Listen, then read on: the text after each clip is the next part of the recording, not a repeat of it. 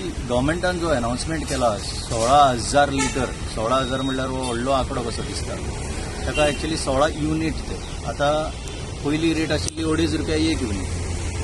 8 महिने जाले ताणें ती रेट एक ₹2.5 युनिट आशिल्लो तो 3.5 केला. आनीक आता रेंट बी ते मिटर रेंट म्हणून आसता, मागीर तुजे सेप्टीक टँक आसा ताज्यो चार्जीस आसता.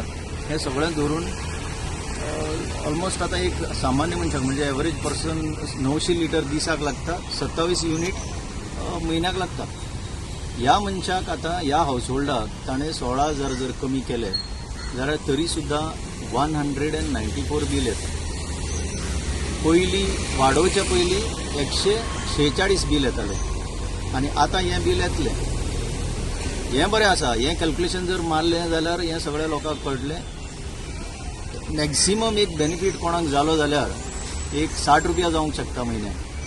आमी म्हणटात तुमी उदक कितले लोकांक पावयलां, कितले लोकांच्या घरांनी टॅप आसा आनी कितले लोकांच्या घरांनी टॅप जर आसलो जाल्यार तितून उदक येता.